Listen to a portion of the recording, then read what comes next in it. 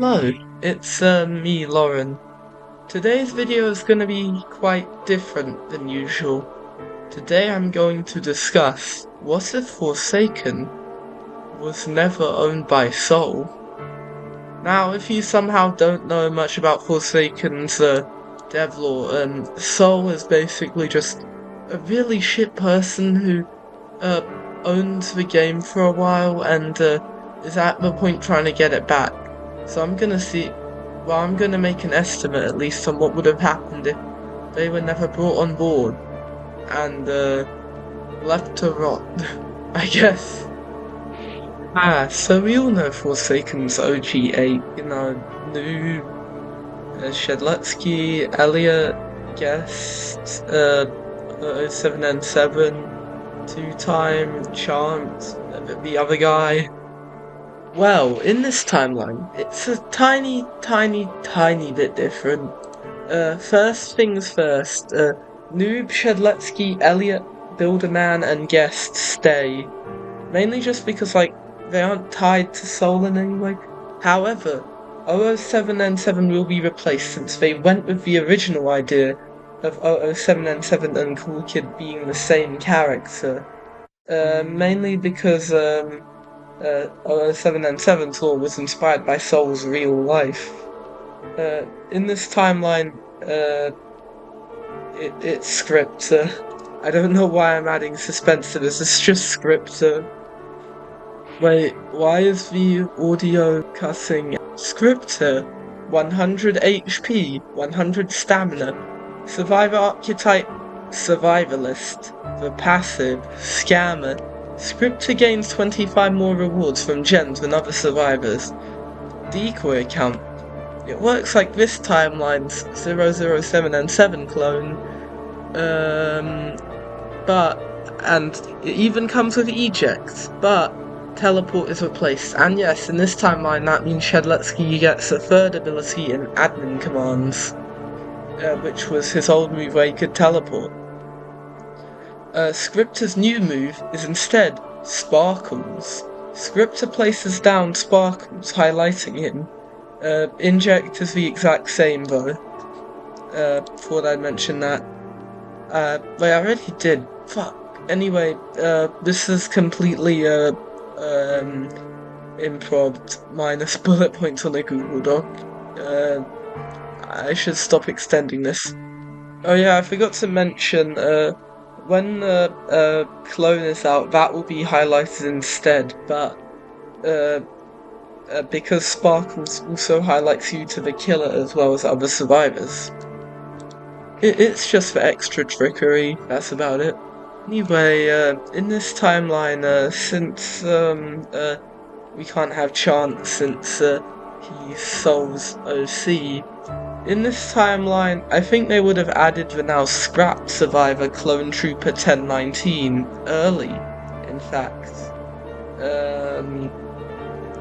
So yeah, cut to the moveset, Clone Trooper 1019, a Sentinel / Recon survivor, 85 HP, 100 stamina, passive, Spleef. Clone Trooper 1019 can go through killer doors. Sniper. Clone Trooper fires a bullet. It stuns for 1 second. If he's more than 100 studs away from the killer, it stuns for 2 seconds and does 50 damage. Originally it did like 40. Autopilot. Think I was Lord Flare Gun in Pwned by 14. A clone is given a random item to help him fight the killer, since in this version the item pool would be bigger. A tripwire, it's just Taff's tripwire. Spoiler alert, Taff isn't coming and his replacement will be completely different to him. Okay, since Two-Time isn't here, I got kinda lazy and just gave him Yorick, but Yorick does play very differently to Two-Time, so I'll just tell you the moveset now. Yorick, Survivalist, 100 HP, 95 stamina. Passive, Val's second chance. When Yorick dies, he comes back to life 1 time, and at 50 HP. Curse, Yorick places down a skull. Any killer near the skull is given slowness. Alas, Yorick sinks into the ground and is given invisibility 4 for 5 seconds. Anyway, time for the new killer. Our first new killer is Cool Kid.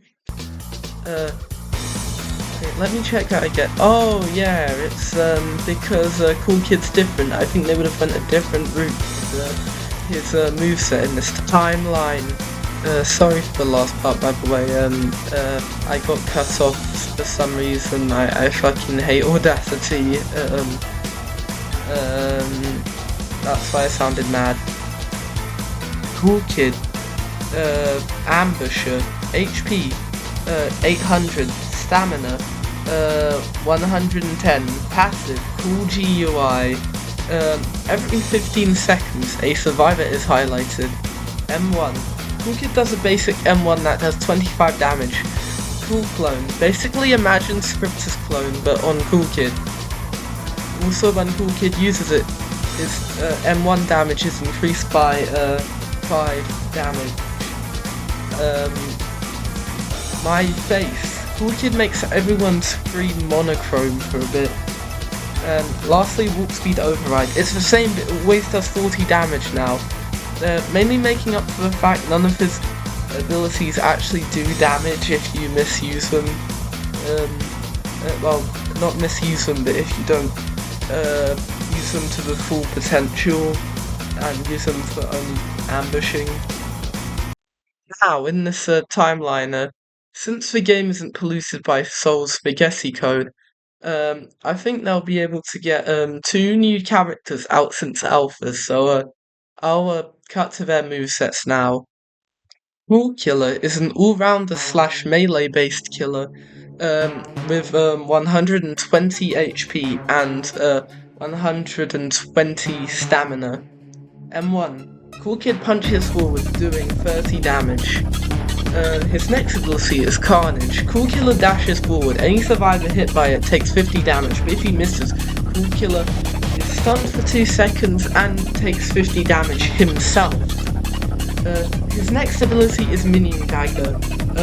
Cool Killer lunges with his Minion Dagger. If he stabs a survivor, they take 15 damage. He has 3 Minion Daggers he can use on 3 survivors each. When that survivor dies, they will become a NPC and hunt down survivors for Cool Killer. They work kind of like Cool Kid's clone in the actual Forsaken. His last ability is Fists of Fury. Cool Killer gains speed 2 for 10 seconds. That does half the M1 damage. And puts all his other abilities on helpless during the whole duration. That's about it. Also, the reason Cool Killer is even here is because it's clear Balls Necrosis, who would still own Forsaken in this timeline, really likes the guy.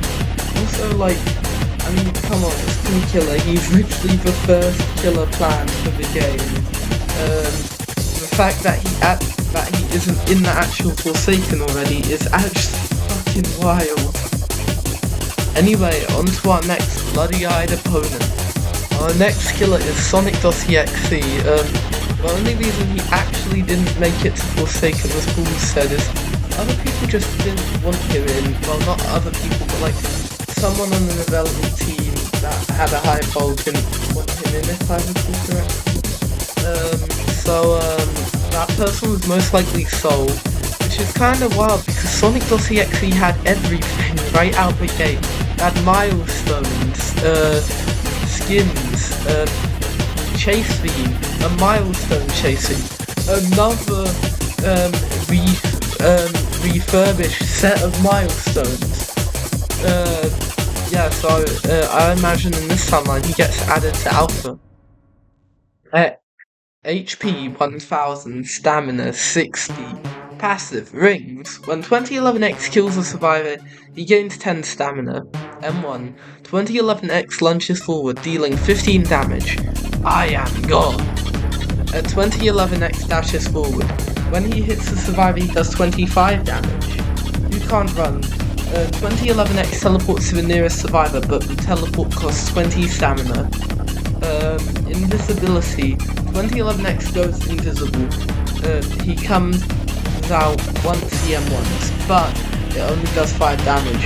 He is really fast in invis, however. Just realised, did I say pellucid instead of polluted? The next update to the game is the Dusakar update, which doesn't change anything since Matt still comes to the game. That's about it. Oh yeah, Dusakar gets his older teleport survivors to him ability. It's probably like costing something else. I'm gonna say like he has less stamina in this version of Forsaken. Yeah, that's about it. Anyway, onto the TAF up, and that's not TAF. That's a helper box. As I said before, the TAF isn't here. So this is their replacement. Helper box supports HP 90, stamina 100, radio. Helper box places down a radio. Any survivor near the radio gains a speed boost. Skateboard. Helper box boards skateboard. It's just kind of like Sonic's peel out from Outcome Memories. Helper box would take more damage when hit, but it's used to save survivors mostly. Okay, time for the man, the myth, the legend himself, Noli! That's not Noli. That's not Noli. That's not Noli. That's not Noli. That's not Noli. That's not Noli. That's not Noli. Sorry, I don't know what happened to my audio. It got corrupted. But let's go to our next killer. The whistle occurring. Yeah, you may be wondering, please, and controversial, why flowers and not Noli? And I was like, well, I don't think. I feel like flowers would be a higher priority in Damnation since, well, he was technically the first, well, proper collab killer. Yeah. Cut to the moveset now. Flower slash the Whistler. Stealth. HP. NA. Stamina. 90. Passive. Exploiter. When Flowers is stunned, the survivor that stuns it gains the status effect blooms. Passive. Hunt. Survivors can't see their UI. M1. Flowers punches forward, doing 20 damage. Reproduce. Flowers becomes a survivor. In this state, it can only M1. Hear the whistle. Flowers yells. Any survivor within a certain radius, not good with studs, will get the bloomed effect. 000. Flowers summons 3 000s. When they hit survivors, they do 10 damage plus blooms. Yeah, that's about it. Well, yeah, the new status effect, blooms. When a survivor has bloomed, their screen is covered in fog and they can't see any of their UI. Instead of just their icons and health, it's now the timer as well. Or other survivors in this state.